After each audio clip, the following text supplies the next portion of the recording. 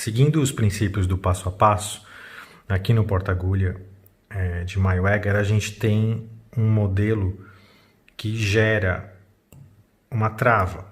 Então ele é um instrumento autoestático. Então reparem aqui no detalhe a trava dele, né, com os dentes que vão gerar os níveis de travamento. Então reparem aqui já no primeiro já está com fechado.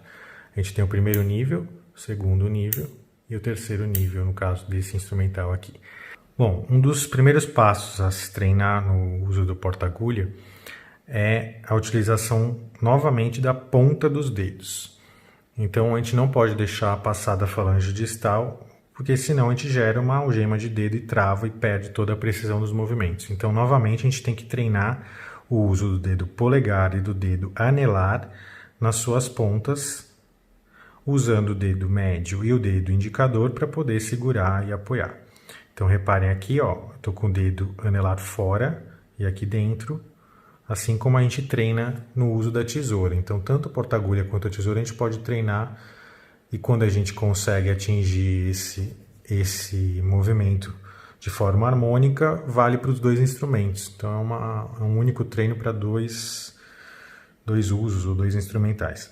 Então aqui no caso, o que eu adquiro com isso? Um controle de soltura do porta-agulha, onde eu consigo fazer com que quando ele porte a agulha, eu uso o dedo dentro, e quando eu manipulo a agulha, eu estou com o dedo fora.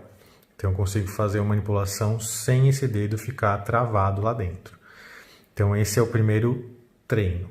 Uso o dedo médio, indicador e o polegar para apoiar, e deixa o dedo anelar solto para entrar e sair da argola. Então isso bem treinado, a gente pode seguir para o segundo passo. No segundo passo, a gente tem que ter controle da abertura e fechamento. Então já sabemos introduzir o dedo no momento certo e na intensidade certa, no caso só com as pontas. Agora a gente precisa aprender a abrir o instrumento. E para isso a gente vai usar a força do polegar, e esses outros dedos a gente naturalmente vai fazer o movimento oposto. Então é esse movimento aqui que a gente vai fazer. Então joga o polegar para lá e esses dedos vêm para dentro, para junto da palma da mão. Então faz essa troca de movimento, só que de forma obviamente sutil. Então se a gente colocar aqui, ó, tô fazendo isso de uma forma bem sutil, ele tá solto. Então tá aberto aqui. Para fechar, aí é só usar a denteação, é só apertar, ele já trava. Quero soltar, simplesmente faço aquele movimento, ele solta. Então isso tem que ficar muito natural. Não pode ter nenhum tipo de dificuldade no uso dessa cremalheira de trava. Então treinem isso, apertou, soltou. Feito isso, assumimos o controle e vamos para o próximo passo, que é o uso do porta-agulha para passar a agulha. Então, sabendo que a gente pode controlar o anelar, a gente se aproveita disso e tira ele para fazer esse movimento. Reparem que quando eu tiro, eu assumo aqui a haste do porta-agulha no ponto que eu quiser. Eu posso segurar aqui, posso segurar aqui, posso segurar inclusive na ponta dessa forma aqui. O que isso me garante? Eu não só a precisão de estar segurando com a própria empunhadura natural da sua mão, né, e não dependendo dessa trava de argolas, então eu não estou travado, e sim eu estou solto. E eu posso principalmente fazer isso aqui, ó, que é alternar ou rotacionar o porta-agulha. O ideal é que no treino vocês consigam fazer isso aqui, ó, tanto para um lado quanto para o outro. O último seria a devolução do dedo. Então, depois de feito essa rotação, a gente vai fazer isso aqui, colocar de volta o dedo. Então, o primeiro passo se torna o último passo. Então, começa com esse treino, abre, depois rotaciona, depois coloca de volta como começou. Depois de treinado isso, aí sim a gente vai para algumas manobras de empunhadura para vocês verem as vantagens desse tipo. Então vamos lá. Se vocês repararem, né, aqui num eixo de sutura, quando a gente faz isso aqui, olha o meu punho, né? Eu fico totalmente travado. Então, quando eu faço esse movimento de passagem, eu gero esse tipo de eixo. Então, reparem que isso aqui não vai seguir o ângulo de a posição perfeita. Então, como é que eu vou passar a agulha fazendo isso aqui, ó? Reparem o eixo que ela faz, o desenho que faz. Então, esse movimento não é o mais perfeito ou mais preciso, porque ele não é um movimento natural do uso do instrumental. Esse instrumental foi feito para portar a agulha e depois para passar a agulha. Então, reparem que quando eu tiro meus dedos da argola e seguro ele dessa forma, eu consigo fazer movimentos harmônicos.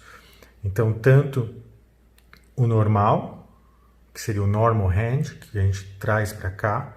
Reparem que o meu punho está reto, então eu consigo fazer esse movimento, ó, paralelo à incisão, então eu faço isso aqui. E consigo fazer o backhand, que é empurrar para o outro lado. Conseguiria inclusive vir de um jeito, rodo, venho do outro. Isso é um treino. Rodo, backhand. Normal hand, backhand. Então a gente faz esses movimentos até se tornar natural e sempre acompanhando o paralelismo com a linha de incisão. Repare que meus dedos estão fora.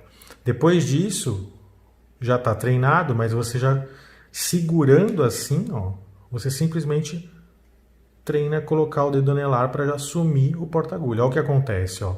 Coloco o dedo anelar, já posso soltar aqui, venho com o polegar e abro o instrumento. Então, fecho, abro, tiro da mão, faço isso, olha meu dedo aqui, ó. Então, esse treino tem que acontecer, ó. Segurar o porta-agulha. O polegar é o indicador. Depois de ter feito as manobras, elas se tornaram harmônicas. Agora, olha meu dedo aqui, ó. Vou fazer de forma rápida. Feito isso, a gente pode já utilizar uma agulha. Reparem que quando eu estou portando a agulha, eu fixo. E olha só. Aqui no caso eu estou com uma agulha curva. Então eu vou usar a curva dela da forma rotacional. Então se ela tem uma curva, eu tenho que respeitar essa curva. Então quando eu passo de um lado ao outro, olha o movimento que eu faço. Ó. Rotação do porta-agulha. Quando eu tiro o dedo, eu consigo ter um controle maior e, inclusive, em situações mais delicadas, eu consigo segurar a ponta do porta-agulha e fazer a passagem, a perfuração de uma forma bem mais precisa. Então, isso também é um treino interessante. Outro treino é você não usar mais a mão para segurar a agulha e usar, sim, agora a pinça. Então, segurando com uma pinça, a gente vem, segura, trava. E vamos fazer, ó, reparem que eu já tirei minha mão, meus dedos, né? Faço a perfuração.